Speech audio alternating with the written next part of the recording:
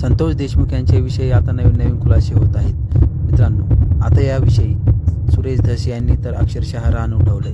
त्यांनी धनंजय मुंडे यांच्यावर अनेक कराड हे नुसते गुन्हेगार असून आणि त्यांचा राजीनामा घेतलाच पाहिजे अशा खरा हक्का तर मंत्रालयात असलाय. त्या मंत्रालयातल्या हक्काचा आपण राजीनामा घेतला पाहिजे अशा प्रकारे वक्तव्य करून सुरेश धस हे नुसते रान पेटवत आहेत. मित्रांनो, आता हे पेटलेलं रान हे आता नुसतं त्यांच्यापर्यंत मर्यादित नसून किंवा कोणत्याही समाजापर्यंत मर्यादित नसून याच्याविषयी अनेक विषयावर चर्चा होत आहे.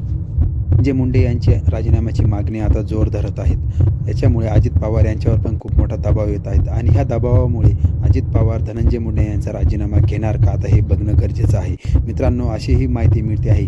अशी माहिती कळते आहे की धनंजय मुंडे यांनी आपला राजीनामा अजित पवार यांच्याकडे सुपूर्द केला आहे. मित्रांनो, आता अजित पवार या राजीनाम्याचं पुढं काय करता हे बघणं गरजेचं आहे.